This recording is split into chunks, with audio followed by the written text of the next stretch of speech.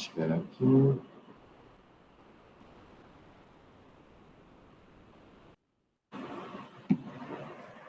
Boa tarde, Tainá.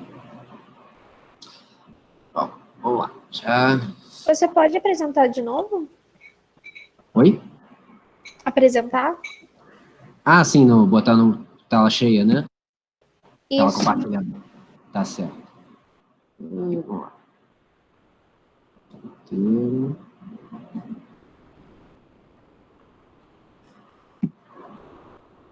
Isso.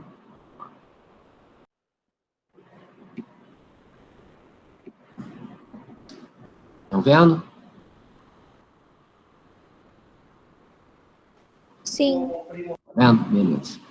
Bom, o que a gente pega hoje da filosofia, a filosofia política, e principalmente com um principal nome, assim, de quem articula, né, que é o Nicolau Maquiavel. O que ocorre? A filosofia política, ela já tem ela já aparece já desde a antiguidade. O Aristóteles fala de política, o Platão fala de política, mas a diferença que o Maquiavel ele vai empregar é justamente pelo contexto que ele está inserido, que é a fase do renascimento cultural, né?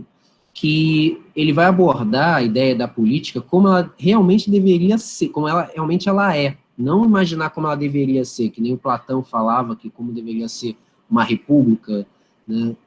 O Maquiavel, o ponto principal que ele vai colocar é como que é a política nua e crua. Olha só, sem pormenores, a coisa funciona dessa maneira, né? A política na realidade, é assim. Então, ou seja, o que ele vai colocar ali, aí tem muitos escritos que vão criticar o próprio Maquiavel no que ele defende, né, o que pelo menos ele aparentemente defende, eu vou depois explicar o porquê que aparentemente, ele fala de coisas muito fortes, né, muito autoritárias. Então isso aí vai ser um ponto de discordância, né, para quem não concorda com ele, né. Bom, o contexto que ele está Maquiavel, ele é da Itália, é de Florença, então ele é da região onde vai se tornar a Itália, né, e é onde vai ser o berço do Renascimento cultural. O que ocorre ali? Ali na Itália, você, naquele momento ali do século XIV, século XV, o comércio na Europa está concentrado nas cidades de Gênova e Veneza, que ficam ali no meio do Mediterrâneo, onde está a Itália, né? Então, a partir do momento que essas duas cidades têm uma força muito grande no comércio, elas também vão começar a favorecer o surgimento de pessoas que são mecenas, que na verdade já existe desde a antiguidade. O que é um mecenas? É um sujeito que paga um serviço para... Ele paga ele banca, né, como se fosse um patrocínio para o sujeito fazer alguma obra, né? Então, no caso, esse mecenato, ele vai ser uma coisa muito forte nesse momento, durante o período renascentista. Mas ele já vem ocorrendo já desde a antiguidade, né? Você ter sempre alguém com dinheiro e banca. É mais ou menos como a gente for comparar hoje, como funcionam boa parte das peças de teatro, cinema, né? Você tem alguém que banca, você tem alguém ali, seja banco, loja, o que quer que seja, pessoa física, o sujeito vai lá e dá um patrocínio para aquela empreitado, né? Então, ou seja, a coisa seria mais ou menos nesse sentido. E dali ele ganha o prestígio, né? Porque vai aparecer, no caso, na época atual, a marca dele, naquela época era mais o prestígio de dizer, olha, ele está apoiando aqui uma causa artística. E o ponto que o Renascimento ele vai pegar é essa ideia de querer fazer o contraponto com o período medieval. Porque o que é o período medieval? Né? É um período que a gente vê aqui na filosofia medieval. É um período que as pessoas estão mais voltadas para a questão da fé, tem uma força muito grande da igreja. Então, esses artistas, escritores que vão surgir no Renascimento, eles vão expressar as obras, os valores que eles tinham de uma nova visão de mundo, opondo a ideia do período medieval. Por quê? Eles vão entender que o período medieval é um período das trevas, é um período que as pessoas não pensavam, as pessoas eram muito guiadas apenas pela própria igreja, né? Que a gente já viu aqui também que não é verdade isso, porque você tem produção de conhecimento também na Idade Média. Só que o que acontece? A produção intelectual e artística na Idade Média, sim, estava ligada à igreja, né? Na aula de filosofia medieval, tem aqueles quadros, os afrescos que você tinha, que você pintava, tudo ligado à igreja. Quando você tem a ideia, o Renascimento, você já tem uma preocupação de se voltar mais para um mundo mais concreto, ou seja, você pintar as obras de arte como que é o mundo. Então, você vai buscar o máximo possível da perfeição. Então, os corpos que vão ser pintados vão ser exatamente corpos pintados para chegar ao máximo da perfeição. Então, os músculos vão estar bem delimitados, a forma do rosto, as mãos, em vez de ser aquela forma esquálida que a gente tinha na época medieval, ou ser uma questão de pano de fundo, né, porque você tem uma imagem como se fosse chapada, né, você não tem como você saber exatamente que aquela imagem está sobreposta a outra. No Renascimento, você já vai ter isso. Você pode ter um segundo, pode ter um terceiro, pode ter um quarto fundo ali, né, você pode ter camadas dentro daquela visão. É mais ou menos como a gente visse assim, quando você desenha um quadrado e quando você desenha um cubo. Quando você tem o quadrado, você só vê a imagem dele chapada ali. Mas quando você desenha um cubo, você consegue enxergar ele tridimensionalmente. Você consegue ver o fundo dele, né? Mesmo você sabendo que você está desenhando ele no papel. Então, ou seja, é nisso que os renascentistas vão pensar. Então, essa ideia de você valorizar as figuras de uma maneira mais concreta, uma forma mais real de você enxergar as obras de arte. Você vai procurar pintar o real. E, nesse pintar o real, o que ele está trazendo? A valorização do que é belo, do que ele entende que é bonito, que é uma concepção que era da Grécia Antiga. O que acontece? Durante a Grécia Antiga, para você entender, para você saber o que é feio, você primeiro tinha que saber o que era bonito. Sabendo que é bonito, tudo que se opõe a isso é feio. Então, essa coisa de você valorizar os corpos na cultura greco-romana é a constante, né? Tanto que você tinha, por exemplo, a ideia que as Olimpíadas eram disputadas só por homens na Grécia, né? Eles faziam aquilo ali sem roupa nenhuma, porque eles entendiam que aquele corpo, né, torneado tinha que ser valorizado, né? Ele tinha que ser mostrado. Então, ou seja, você tinha uma questão corporal ali muito forte durante a civilização greco-romana. E isso que os renascentistas vão pegar. Por isso que o termo renascimento, que vem de renascer, ou seja, você nascer novamente, é você resgatar aqueles valores que estavam na antiguidade durante o período medieval com a igreja, foram suprimidos, né, principalmente com a ideia do pecado. Quando você chega no renascimento, eles estão resgatando elas novamente. Só que eles não abstraem a ideia da religião, a ideia da igreja, porque a maioria das pinturas, elas vão continuar com a ideia eles vão continuar com uma ideia forte dessa mistura de você representar a religião. Então, você vai ter a pintura do nascimento do homem na criação de Adão, você começa a pintar Deus, né? Deus começa a ganhar uma forma física, em vez de ser algo etéreo, algo muito abstrato, ele ganha uma feição, né, humana, né? Em geral é um homem mais velho, um homem com cabelo branco, mais alto, mais forte, né? Então, ou seja, você tem toda uma questão ali, você tem todo um panorama ali presente. E nisso, né, você também está formando uma nova classe social que é, né, o termo ainda não existia, né, de classe social, mas é uma nova camada da sociedade que é a burguesia, que são exatamente esses mecenas que estão investindo em palácios, catedrais, né, esculturas, pinturas, obras de arte de uma maneira geral, que é para aproximar desse estilo de vida deles com o da nobreza. Que, na verdade, o que vai marcar o Renascimento? O Renascimento vai marcar o fim da Idade Média e o início da Idade Moderna. E o que vai marcar a Idade Moderna? Essa subida, essa tentativa da burguesia de ascender ao poder. Então, aqueles 300 anos que vão marcar a história moderna, a Idade Moderna vai ser a burguesia, que tem dinheiro, mas não tem poder, tentando chegar ao poder, né, efetivo. Porque você vai ter a nobreza que tem poder, mas ela não tem dinheiro. Então, eles vão tentar unir as duas coisas. Eles vão tentar unir os dois polos. Então, ou seja, isso vai marcar a burguesia tentando ascender. Isso, para a gente, é mais impensado que na época atual, evidentemente. Quem tem dinheiro acaba, evidentemente, tendo poder. Naquela época já era um pouco mais diferente, né? E nisso, a literatura, a pintura, as artes, as esculturas, as catedrais, elas todas vão demonstrar qual vai ser a contribuição da formação desses valores novos que estão. Eles vão rejeitar duas coisas: o período medieval, né, essa concepção da igreja, e os valores do feudalismo.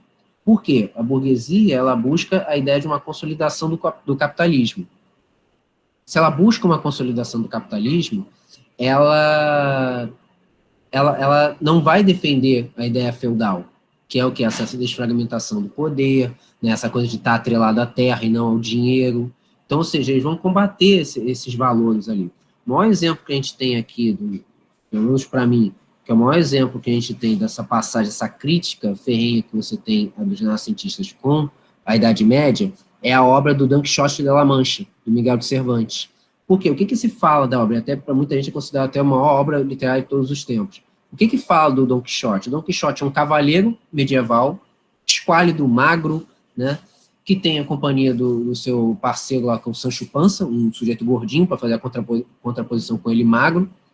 E o que marca o Don Quixote é que ele é um sujeito que está com a sua sanidade completamente comprometida, porque é um sujeito que ataca moinhos de vento, achando que são gigantes. Ou seja, aquilo ali é uma analogia, a crítica que se faz, de um sujeito medieval com pensamento arcaico, atacando a modernidade, né, a tecnologia da época, como o moinho de vento, achando que é um gigante, ou seja, algo que não existe, algo que foi colocado na cabeça das pessoas para impor um medo.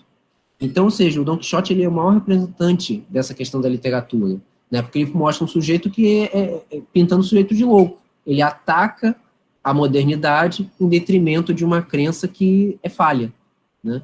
Então, ou seja, esse mundo que se abre, esse contexto que se abre para o Renascimento é justamente você resgatar esse valor mais racional, que é algo mais racionalista. E isso vai influenciar outras formas de pensamento, como, por exemplo, a filosofia política. O que acontece? O que a filosofia política ela vai fazer? Ela vai ser como é que um ser humano convive com relações de poder. Né? O que é a política que você faz? Né? A gente já falou aqui em Platão, em Aristóteles, a política está presente no nosso dia sempre, no cotidiano, não somente na questão de você eleger alguém. Você faz política sempre, você faz política tendo uma votação para escolher representantes de turma, síndico, você faz política para fazer acordos, como, por exemplo, quando você começa a entrar na adolescência, você começa a combinar com seus pais, eu vou para a casa do fulano, né, e vou voltar às 10 horas, depois às 11, meia-noite, 2, 4, aí de repente você já começa a combinar falando que você vai trazer o pão da padaria, já que você só vai voltar de manhã. Então, ou seja, são acordos que você vai fazendo, né? São formas políticas de fazer. A gente faz política o tempo todo. Acordos que você vai fazendo em relacionamentos, relação pai e filho, entre patrão e empregado, tudo aquilo ali é uma política que você faz, né? Você vai apontando algo que você pode ter benefício e o outro também. Então, para você poder ter um ganho, às vezes você tem que ceder numa parte e vice-versa, né? Então, o que ocorre aqui? A filosofia política vai pegar coisas, assuntos referentes ao Estado, ao governo, né, a questão de justiça, a questão de liberdade, como que esses direitos interferem nas pessoas, né, e a pluralidade de opiniões que vão aparecer aqui.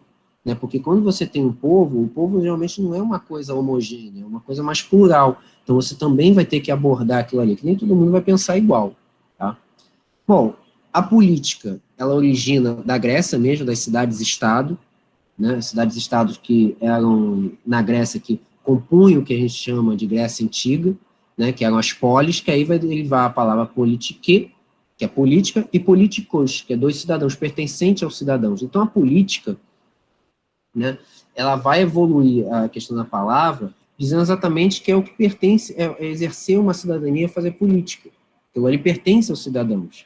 Né? Então, ou seja, aquilo ali vai evoluir para o latim políticos, e até as línguas que vão derivar delas, até chegar que a política é a ciência dos estados. Ou seja, você fazer política o tempo todo, são acordos que você vai fazendo para poder conviver. Né? Você mesmo, quando você está tendo um relacionamento, você faz, de uma maneira geral, é uma política que você pratica também, quando você faz acordos assim, de como vai ser, quais vão ser as bases desse relacionamento. Né? Como pode ser um relacionamento comum, né, fechado, ou se vai ser um relacionamento aberto, tudo isso, tudo esse ponto de vista é feito por meio de um acordo, né, e isso é política.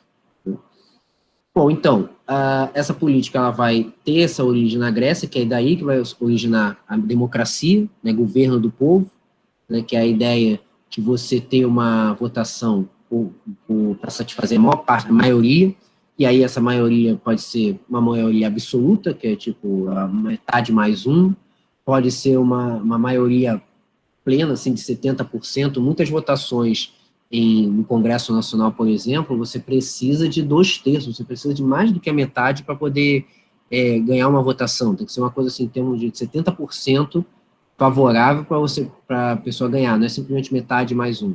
Né? Isso aí vai variando de instituição para instituição. Então, ou seja, essa forma de organização que você tem, que a gente está falando de democracia, mas você tem outras formas, né? Você tem uma forma aristocrática, que é por forma de uma monarquia, né?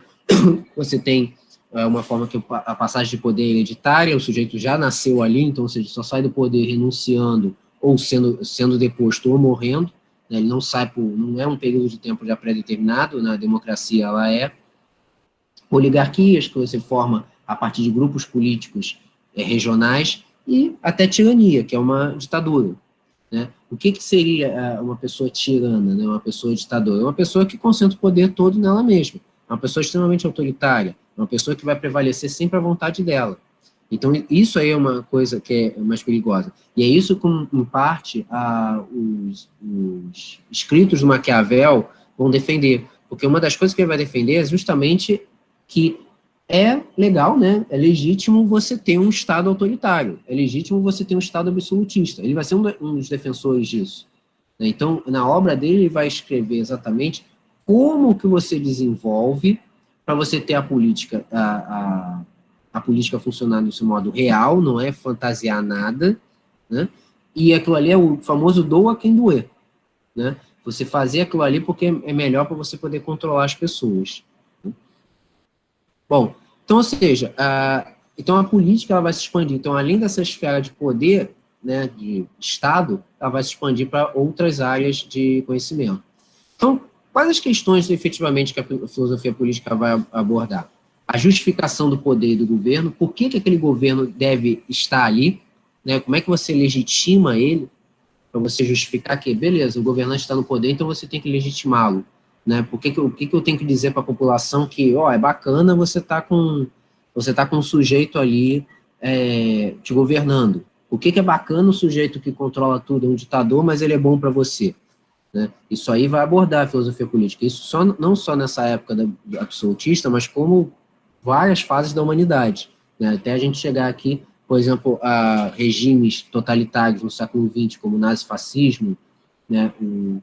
O stalinismo, que você vai pegar um culto à personalidade da pessoa para justificar. E muita gente vai realmente acreditar, vai pegar aquilo ali e vai falar, não, eu confio nele, eu prefiro confiar nele, ter uma segurança do que qualquer outro ponto. Tá? Outra questão que a filosofia política aborda, as obrigações dos membros de uma sociedade. O que acontece? O famoso direitos e deveres. Como que ele vai constituir aqui? Como que essa sociedade, ela vai ter, como é que constitui esse direito dela, como é que constitui os seus deveres, porque a questão toda é que quando a gente fala de cidadania, exatamente é uma mão dupla, porque ao mesmo tempo que você tem direitos, né, seus, você também tem deveres a cumprir, você tem obrigações ali que vão te dizer que você realmente tem uma cidadania plena. E a terceira é a implementação do poder público para manter a sobrevivência e melhorar a qualidade da vida humana. Então, o que acontece com a filosofia política? O que ela vai abordar? Exatamente qual é a função do Estado para poder dar essa condição para os seus cidadãos, né? Que é a questão que a gente vai relacionar com a educação, a saúde, que são ideias que vão crescer mais séculos à frente. Né? Porque essa ideia de educação pública, por exemplo, ela só começa a vigorar mesmo quando você já está prestes a instalar um Estado liberal. Que é a ideia de você colocar que é dever do Estado fornecer educação para as pessoas. Até então, a educação toda é privada. Né? Você paga por isso. Você paga para conseguir conhecimento. Né? A saúde é a mesma coisa, até hoje em dia, mas se você, nos Estados Unidos, por exemplo, a concepção que eles têm de saúde pública não existe. Né? Então, tanto que você está tendo lá casos da pandemia, que foi o país que mais está tendo gente adoecendo pelo Covid, e as dívidas que as pessoas estão fazendo simplesmente porque foram internadas. Né? Porque lá nos Estados Unidos você paga pela internação. Ali não existe um sistema público, não existe um SUS, né, que nem tem aqui no Brasil. né? Então, lá nos Estados Unidos, eles entendem que não é justo o governo bancar isso. Então, ou seja, você mesmo, você paga se por acaso você adoecer. Então, a filosofia política ela vai abordar isso também, né? Como que você tem essa ideia de garantir, melhorar a qualidade de vida dos seus cidadãos, né? Então, ou seja, essa relação que vai ser entre os membros dessa comunidade, ou seja, dessa sociedade, e como que o governante ele opera com ela, tá? A questão toda é que quando a gente fala muito de política, a gente realmente cai sempre na questão de eleição, de falar de partido político. Você pode exercer política nem não necessariamente ser filiado a partido nenhum, entendeu? Não é isso que faz você uma pessoa com consciência política. Não é você que tem uma consciência política aqui, né? A questão toda é que a gente está presente aqui, o que a gente está presente aqui é entender que a política realmente aborda várias esferas da sociedade, não apenas essa, tá? Ela é uma das, mas dizer que, não sou filiado político, a partido político, não estou exercendo política, está sim, só que você exerce de outras formas ali. E você participar, você entender o processo político que está acontecendo, seja o governo que estiver no poder, também é uma forma de você já fazer política. Bom, aí a gente vem para o principal ponto da aula, que é a ideia do Maquiavel, né? Maquiavel é um dos pensadores que é bastante cobrado, principalmente no Enem, né? Ele tem ele é bastante abordado, né, os escritos dele, principalmente porque ele vai ser caracterizado pela principal obra dele, né, que é O Príncipe. Foi escrito no início do século XVI. O que ele vai falar ali? O que acontece? Né? Como já disse aqui para vocês, a questão toda do Maquiavel, que se pauta, não é ficar imaginando como deveria ser o Estado, como que a política deveria se comportar na vida das pessoas, e sim como ele realmente é, né? Porque o que acontece? O Maquiavel, com o Príncipe, ele vai defender esse Estado forte, ele vai defender o absolutismo, por isso que também vai ser contrário às ideias do feudalismo, porque no feudalismo você tem uma descentralização política, né? Você tem chefes locais, você tem a figura do monarca? Tem, existe o rei nos reinos, mas ele não tem a força que tem com o Estado absolutista. Então, ou seja, a ideia toda que vai estar presente, né, a ideia toda que está presente, só um instante aqui, peraí. Eu estou achando que está... aqui não está aparecendo. Estou pedindo aqui para entrar. A Erika está pedindo para entrar.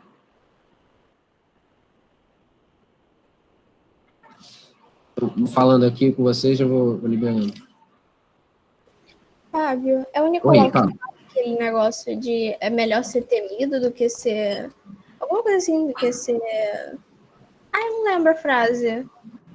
É ele que fala isso, é melhor ser temido do que... Sim, isso ele vai falar. A gente vai falar disso.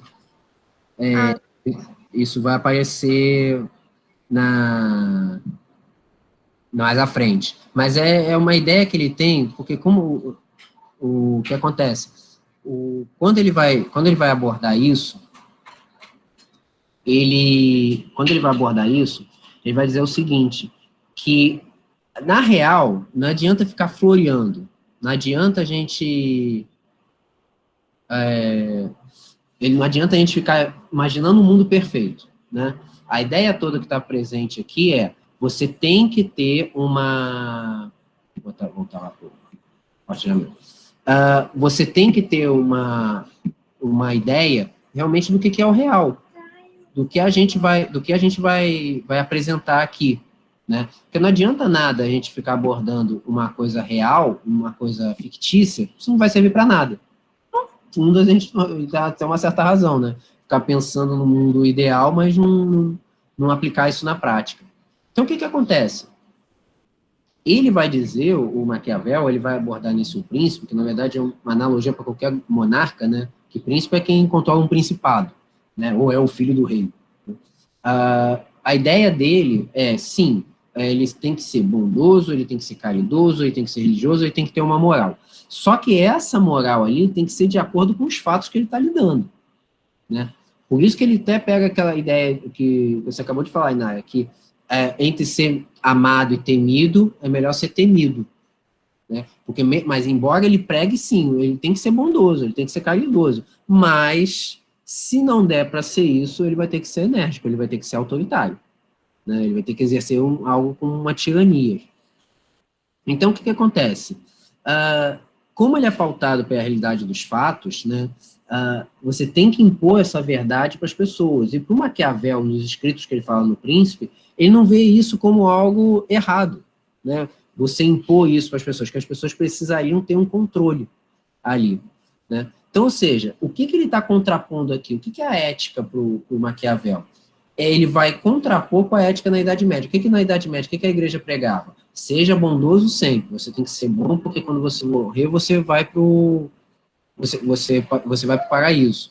Então, a partir desse momento que ele tem esse controle, né, a partir do momento que ele tem esse controle, que a igreja exerce, o que ele vai fazer aqui? Ele vai tentar ter uma ideia, né, ele vai ter uma ideia de ética muito particular, que é o quê? Você fazer algo, não necessariamente ficar pensando que você vai ter uma recompensa. Não, você tem que agir se por acaso você achar que aquilo ali vai ser uma questão moral final melhor para todo mundo. Se você entender, né, que aí também é uma frase que aí essa sim imputam para ele, mas na verdade ele não falou isso, vou botar isso mais para frente, né? Ele não aborda, ele não fala exatamente essa frase, mas ele aborda ele fala um escrito que dá a entender isso. Ou seja, se no fim das contas, se a causa é nobre, cara, tanto faz como que você vai seguir, tá? O importante é você conseguir chegar a esse final, tá? Porque o que acontece? Pela ética cristã, você está subordinado a uma lei superior. Então, se você está destinado a uma lei superior, o que acontece? Você tem que ser bom porque você vai salvar sua alma.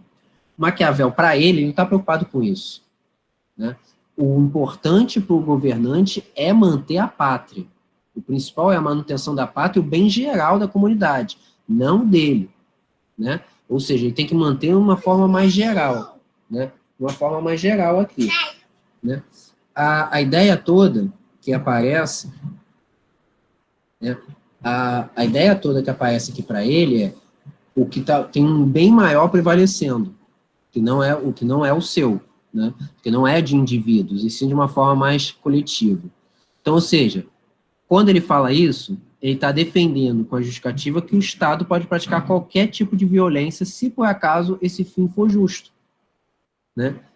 Se for uma violência sobre o seu cidadão, se for uma guerra com outro Estado, né?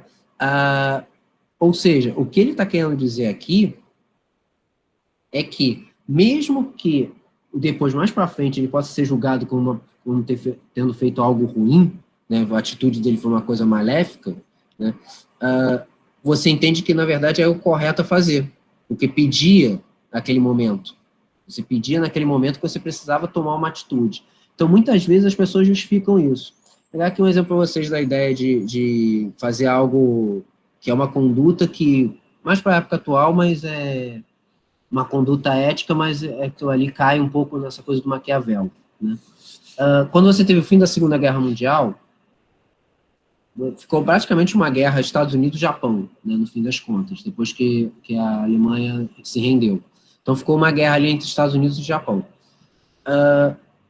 Quando a guerra ainda ia se prolongar mais alguns meses, o que os americanos acabaram fazendo? Jogaram bomba atômica em Hiroshima e Nagasaki, arrasaram com a população, demonstraram força que eles poderiam fazer isso com outras cidades.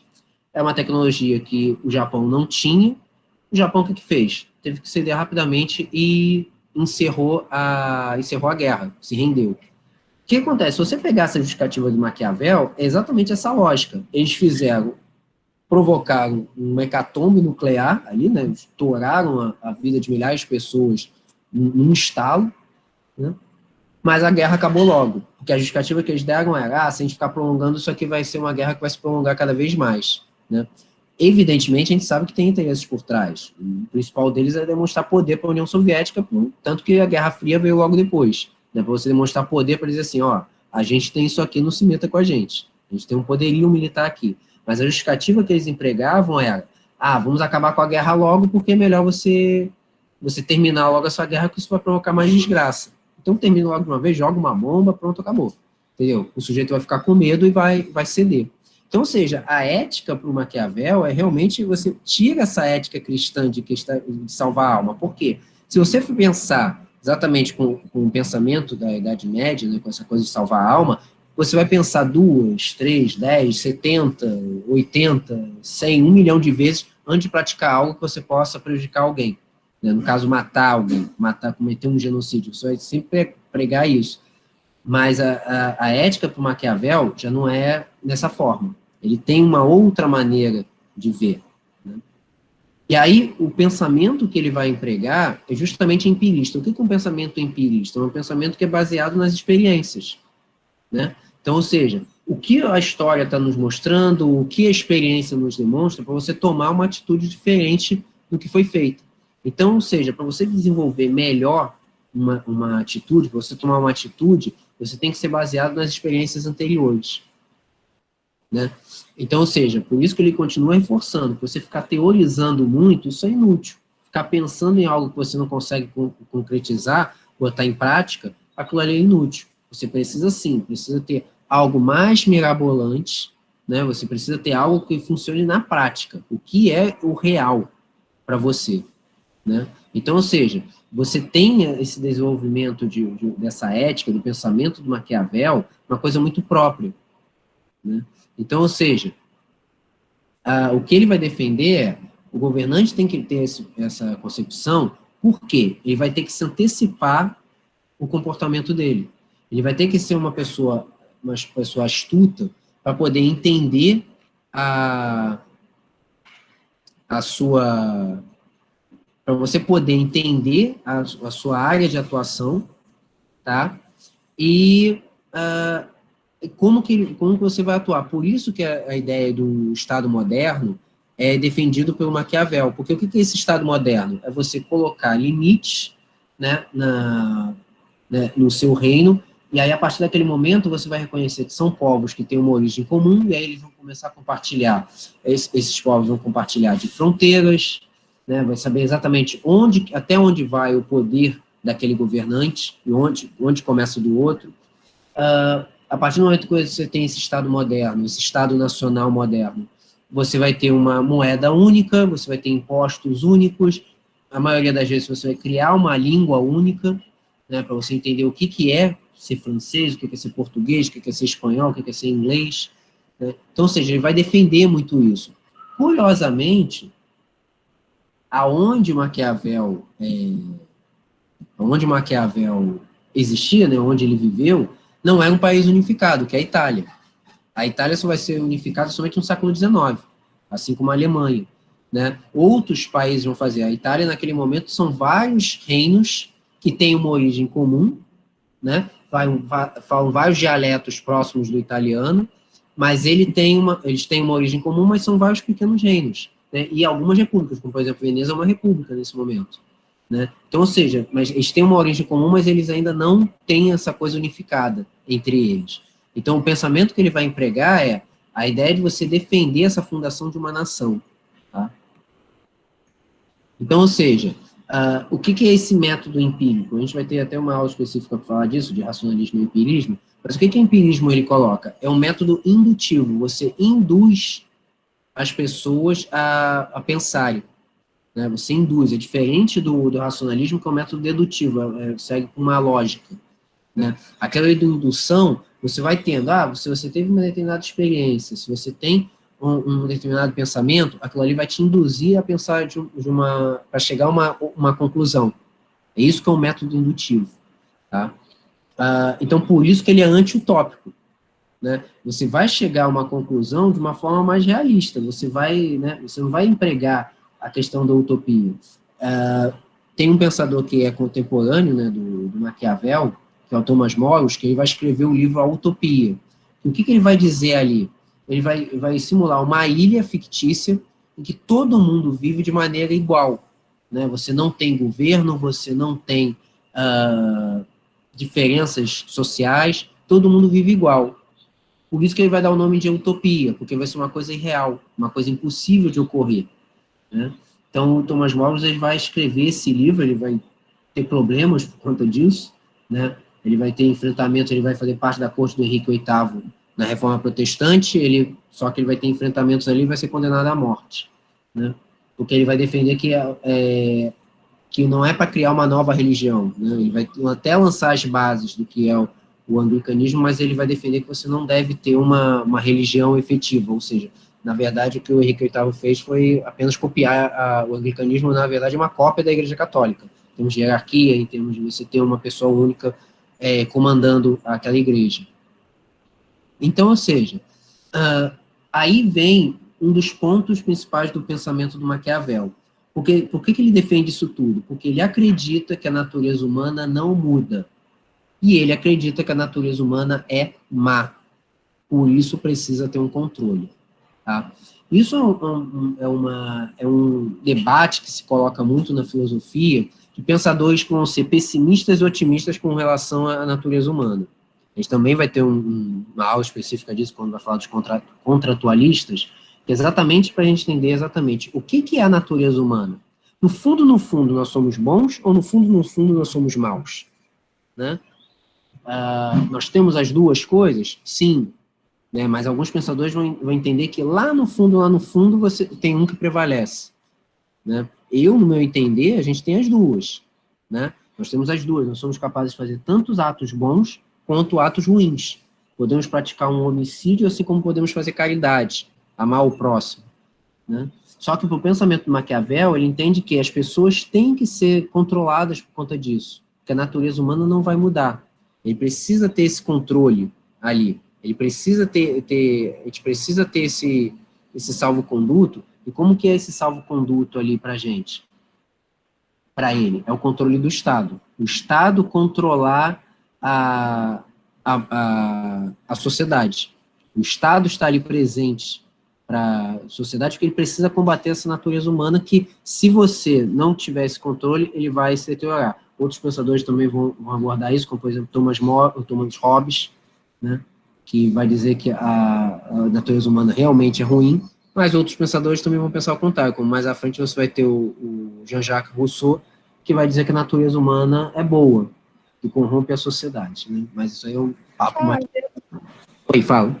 Mas isso não é meio contraditório, tipo, você ter uma sociedade má, que precisa ser controlada com a maldade do governo, basicamente? Pois é, só que ele diz exatamente que a questão toda é que você vai ter que fazer esse fim porque ele vai entender que esse fim é nobre.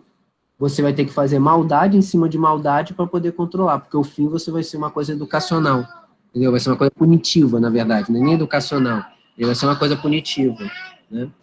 Mas é estranho pensar que, tipo, a gente conseguiria controlar uma coisa aplicando mais dessa coisa que a gente quer controlar. É estranho, mas tudo bem. Não, é estranho, mas acredite, Nara, tem gente até atualmente, mas tem gente que pensa nisso. Tipo, o sujeito vai ser assim, o cara é um genocida, o cara é um assassino e tal. Beleza, eu vou punir ele por mais ainda, vou massacrar o sujeito mais ainda para ele aprender, para ele ser uma pessoa obediente. É a mesma lógica que emprega aqui do Maquiavel. Então, ou seja, se o fim vai ser, beleza, eu vou conseguir convencer esse sujeito, vou conseguir transformar esse sujeito que ele vai obedecer na marra, né? Então o fim é nobre. Então, ou seja, eu vou aplicar aquilo ali, vou aplicar em cima dele um Estado forte, vou aplicar em cima dele correções, um corretivo, para que ele vai aprender. Nem que seja só na punição. Agora ele vai aprender. Entendeu? Se a gente for pensar, a gente também, na época atual, a gente emprega muito essa questão. Nós temos uma sociedade punitivista, né? Se a gente for pensar, por exemplo, o que é a lei seca? Tentou-se primeiro, olha, se você beber, não dirige, né? Se você beber, você não deve dirigir. Então, começou a se fazer assim, vamos botar aplicações, né, de multas, vamos botar aplicações de uma questão educativa, conscientizar as pessoas que você não deve se você beber, você não deve dirigir. Chega um determinado momento que começou a ter a lei seca. O que foi a lei seca? Alguma coisa, medidas mais duras. Então, dizendo o seguinte, olha só, se você for flagrado no bafômetro, que você consumiu bebida alcoólica e você está dirigindo, cara, você vai perder sua carteira de motorista. Mas ainda assim você tem determinadas questões que dizem que você, ainda assim, você pode não soprar o bafômetro, porque é um direito seu de não produzir provas contra você. Mas você vai sofrer ainda consequências disso, né? São várias questões que você acaba abordando, fica uma coisa mais complexa, né? E você começar a abordar essa ideia da punição como algo positivo. Deixa eu só perguntar para vocês, está vazando a voz da minha filha? Tá, mas não tá atrapalhando, não. Não, tá, tranquilo. Tá, ela tá falando aqui, ela tá vendo o negócio aqui no celular, aqui tá falando. Então, o que acontece? Então, ele vai ter essa forma, ele vai acreditar que sim, se você fizer uma maldade ali em cima de quem está sendo mal, o fim é nobre. Você está punindo, você está corrigindo a pessoa, né? Você está provocando uma obediência para ele. Então, o que vai acontecer aqui? O Maquiavel, ele vai ganhar uma força maior, né?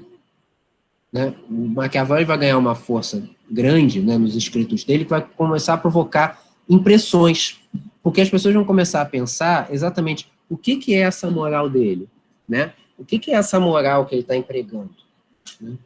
Vai ter gente que vai falar o seguinte, que, na verdade, ele não pensava nisso. Vai ter gente que vai falar assim, que, na verdade, O Príncipe é uma obra mais satírica, né? É uma obra que ele está, na verdade, ele está criticando quem faz aquilo. Tem outros que vão falar, não, ele pensa exatamente assim. Eu tendo a pensar mais dos segundos, né, que realmente ele pensava daquela maneira. Né, que eu acho meio difícil o cara escrever uma obra de uma maneira debochada, né, a menos que ele estivesse bem claro que aquilo ali é um deboche. Né. Porque o que acontece? Por que falam da questão da moral do Maquiavel? Porque você descreve a ideia de que a morte de inocentes poderia ser útil. Então eu começo a pensar assim, cara, será que é isso aí mesmo? Você pode matar alguém em nome de poder, né? Isso aí seria o certo, né? Então, ou seja, muita gente que vai seguir o Maquiavel vai repudiar ele, falar assim, cara, como é que eu vou matar inocentes para provar que o poder é útil, né? Como é que eu vou fazer isso? Isso aí não é correto, né? Como é que eu vou fazer isso? Então, ou seja, é a ideia toda que vai ser cunhado o termo maquiavélico, né? Maquiavélico para a gente hoje é aquele sujeito que fica tramando, né? Fica mexendo as mãos assim, fica né? Vou tramar contra o sujeito. Virou o termo maquiavélico que vem do nome dele, né? No século XVII, muita coisa da literatura, do teatro, isso aí representava o Maquiavel de uma forma caricatural, chamando ele de Old Nick, né? Por conta do Nicolau, do nome dele, né? Que Nicholas. Então, ou seja, vocês veem como que ele ganhou uma fama absurda, mas indo para um lado ruim, né? O Maquiavel, que a gente está vendo aqui, a gente tentar entender o pensamento dele, principalmente, o que está levando, qual é o contexto histórico que ele está vivendo para ele pensar dessa maneira e pensar realmente como que essa filosofia política, né, que ele tá empregando, o pensamento dele, o que ele está querendo dizer com aquilo, né? O que seria você chegar e você produzir algo ruim, né, nesse sentido.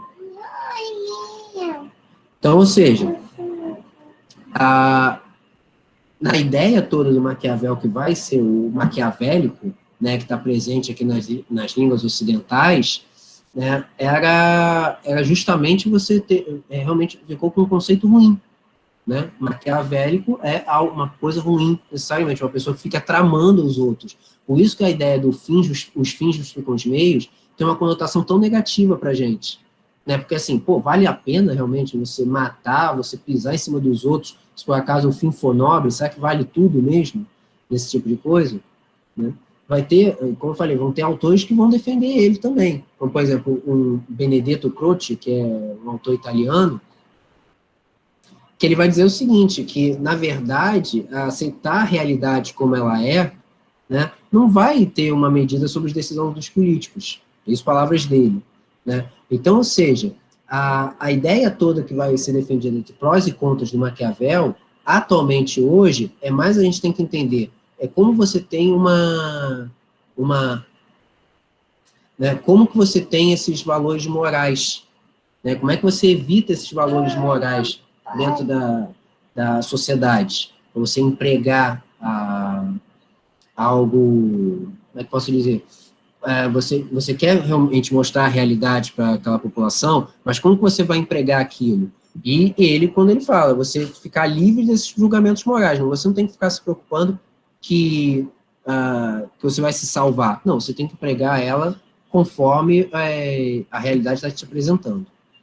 Bom, uns conceitos aqui do Maquiavel. Virtude e fortuna, tá? Que aparece bastante nas obras dele. O virtude é a capacidade de adaptação dos acontecimentos políticos que vão levar à permanência do poder. Então, é aquilo que a gente está falando até agora. Se ele consegue perceber o seu destino, né, se você consegue perceber que o que você está fazendo pode fazer você ser destronado, ou seja, você perder o poder, então você tem que se antecipar aquilo ali. O virtude acaba vindo mesmo a ideia da virtude, né? É você se antever o que está acontecendo para você evitar que você caia. Então, ou seja, você vai ter já você vai se adaptar o que está acontecendo de pensamentos políticos, né, para você poder permanecer no poder. E a outra é fortuna, que vem da deusa romana, que é da sorte, que tem o mesmo nome, que é fortuna, que são as coisas inevitáveis que acontecem com seres humanos. Então, o que acontece? A sorte, como a gente fala hoje, né, a sorte seria algo inevitável, as coisas vão acontecendo, a nossa revelia. Né, isso seria a sorte, né, que nós falamos, né, de uma maneira geral. Mas, não sabendo os acontecimentos podem ser bons ou maus, né, então, ou seja, você tem que ter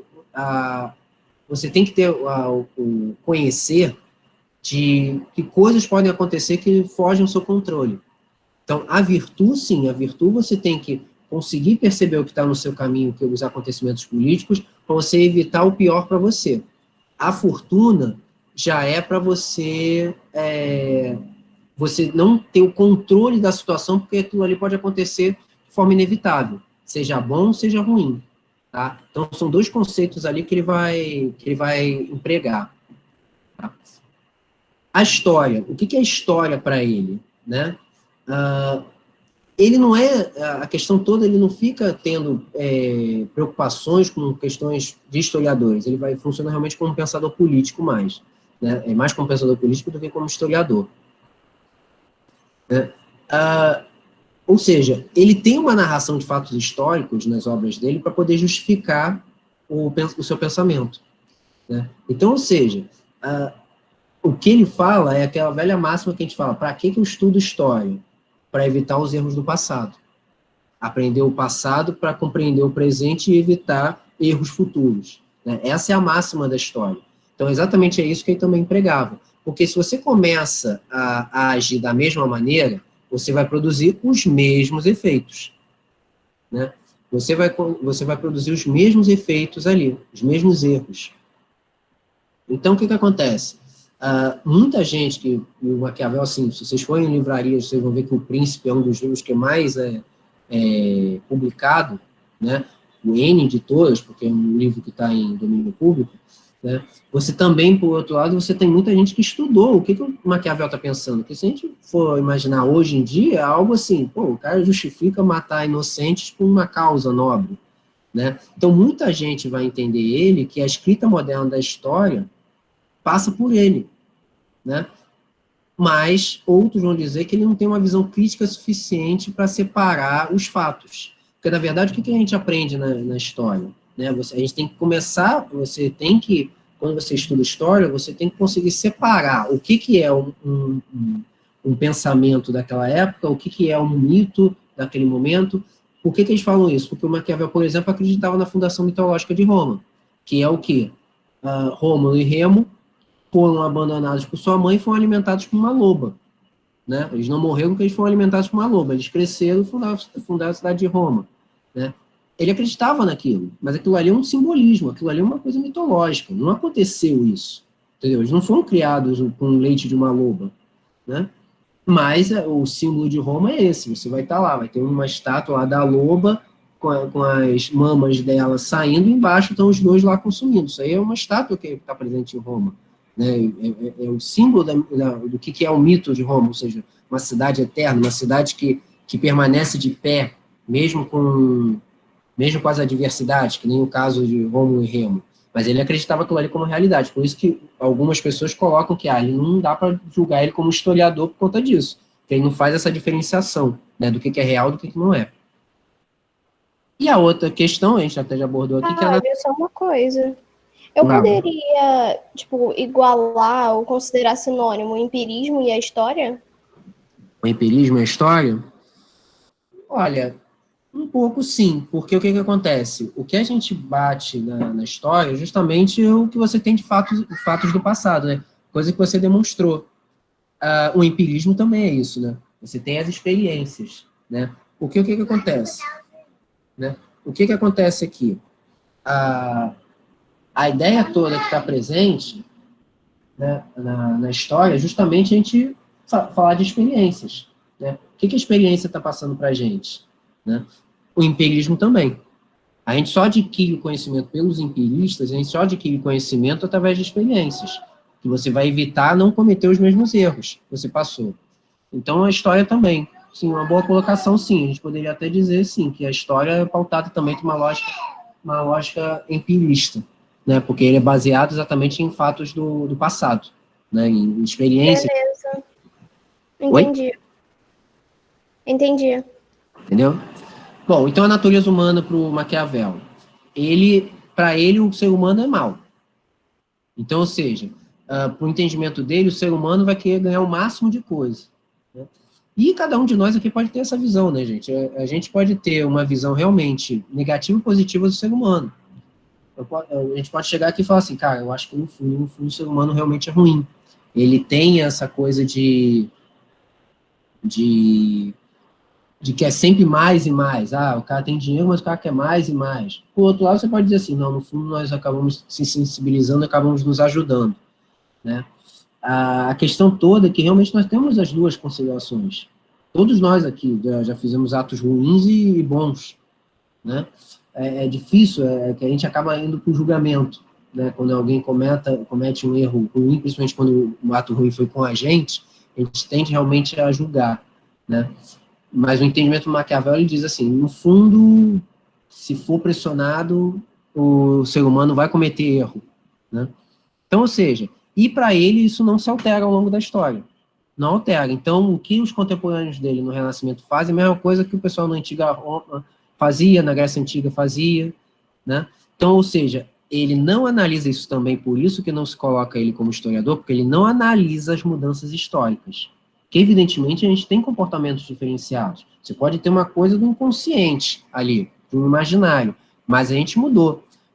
Hoje em dia, evidentemente, se alguém for, né, se uma pessoa negra for amarrada num tronco de árvore em praça pública e ser açoitado, evidentemente a gente vai repudiar aquilo. Mas aquilo ali, em outra sociedade, aquilo ali era legitimado. Você poderia punir um escravo por conta disso. Né? A pessoa poderia ser punida. A gente está num momento que a gente está tendo debates com essa questão racial, né, principalmente por conta do assassinato lá do George Floyd nos Estados Unidos, isso está desencadeando repercussão no mundo inteiro, né, não só lá nos Estados Unidos, inclusive aqui no Brasil, né, que a gente tem uma tendência realmente do repúdio a isso, né, vidas negras importam, né, você colocar lá, fazer um protesto silencioso, como vários estão fazendo, esportistas estão fazendo, policiais estão fazendo, né, artistas, né, a gente mesmo colocar na terça-feira teve o Blackout Tuesday, né, que é você colocar a tela toda preta, só com a hashtag. Então, ou seja, é a maneira que a gente tem de repudiar isso. Se a gente fosse numa época de 200 anos atrás, a gente não teria tanta gente fazendo isso, seria uma minoria. Então, você entende. Então, por isso que o entendimento do Maquiavel, a natureza humana não muda. Na verdade, ela pode mudar sim, só que ela muda de acordo com o contexto histórico. Ele acaba excluindo isso, né? Então, ou seja, a ideia toda que ele está pautado na natureza humana é justamente, como a natureza humana é má, ela não muda, então ela vai permanecer seja na época que ele veio, no século XVI, seja no século XXI, seja um antes de Cristo, entendeu? Então, não tem diferenciação, tá? Bom, chegamos aqui nas frases. Alguma questão? Uma pergunta? Tá tudo bem. Tudo bem? Beleza. Bom, as frases dele, aí vocês vão entender o que eu falei aqui do fim justificam os meios. O que ele fala, na verdade, é o seguinte, esse é o trecho dele. Procure, pois, um príncipe, vencer e manter o Estado. Os meios serão sempre julgados honrosos e por todos louvados, porque o vulgo sempre se deixa levar pelas aparências e pelos resultados. E no mundo não existe senão o vulgo. O que todo mundo acabou traduzindo como os fins justificam os meios. O que ele fala é isso aqui que está entre aspas. Os fins justificam os meios, né? Aqui foi o que o pessoal foi imputando para ele. Né? Porque, na verdade, mas no fundo, o que ele está querendo dizer é exatamente esse. Se você pode fazer, se o resultado é bom, se o resultado é positivo, então, ou seja, os meios podem ser qualquer coisa. Você pode empregar qualquer coisa para poder chegar àquele fim. Né? Se o fim é nobre, se o resultado é positivo, com uma maioria, você pode empregar esse meio de qualquer maneira. Então, matar inocentes pode ser algo útil. Então, pode ser que você tenha que matar 300 inocentes para você poder acabar com uma guerra mais rápido. Né? Você pode jogar uma bomba atômica, literalmente, na cabeça de uma cidade, exterminar a população inteira de maneira assim, pulverizar, né? Que as pessoas morreram de forma, desintegraram, e os que não morreram tiveram outras doenças ao longo do tempo, engravidaram, mulheres engravidaram, tiveram filhos com anomalias por conta da radiação. Então, ou seja, isso é justificável porque eu vou acabar com a guerra logo. Né? Então, ou seja, o que ele está querendo dizer aqui é que, sim, é permitido você provocar uma certa maldade ali, né, uma maldade para você poder controlar se o fim é nobre, então se justifica você fazer isso. Algumas outras questões dele, né? Não há nada mais difícil ou perigoso que tomar a frente na introdução de uma mudança. Por que isso? Porque todas as vezes que você empregou uma mudança na história da humanidade, ela veio de uma reação contrária. A famosa, né, depois com Isaac Newton, que é a lei de ação e reação. Né? Toda ação tem uma reação. Se você socar a parede, você vai ter uma força contrária que vai machucar a tua mão. Né? Então, a mesma coisa, toda vez que você tenta impregnar uma mudança na sociedade, você vai ter elementos conservadores contrários àquela mudança. Né? Todas as vezes. Então, por isso que ele fala que vai ser difícil e perigoso, porque se você toma a frente, você está sendo o espelho daquilo ali. Você está sendo como é que fala? Você está sendo o cartão de visitas para aquilo. Então, obviamente, você vai receber muito mais pancada, né? Porque você está comandando isso. Então, por isso que ele fala que nada mais difícil ou perigoso que introduzir uma mudança. Você tomar a frente disso. Mais fácil você ficar por trás. Já teve alguém? Então eu vou agora. Né? Então, quem bota a cara no sol sempre vai ser mais penalizado. Aos amigos os favores, aos inimigos a lei. Ou seja, de uma forma mais concisa do que é o pensamento dele. Se você está sendo amistoso comigo, se você é amigo, vou dar um benefício aqui para você. Agora, se você é meu inimigo, vou aplicar a lei.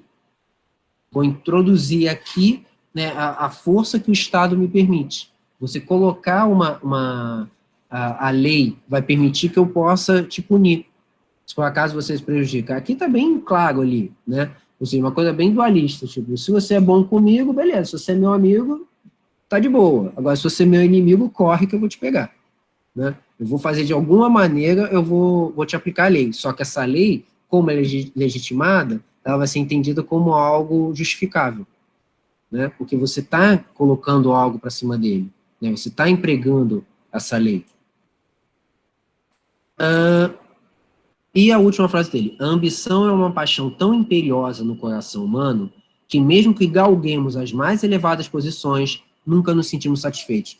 É a frase que justifica para ele falar que a natureza humana é algo ruim, né? O que emprega que a natureza humana é algo ruim. Porque o que ele fala? Pegando aqui a frase cortando. A ambição é uma paixão, ou seja, a paixão leva por emoção, né? Você leva por sentimentos, né? Que está dentro do coração, que é uma de parte do sentimento, que mesmo que você consiga ficar em posições mais elevadas na sociedade, você nunca está satisfeito, porque no entendimento dele ele sempre quer mais. A gente sempre vai querer, eu ganho 1 milhão por mês. Mas ainda assim, eu vou querer 2, eu vou querer 5, eu vou querer 10. Não importa, eu vou querer sempre mais, não importa como eu consiga. E aí bate na questão que ele fala os fins justificam os meios, né?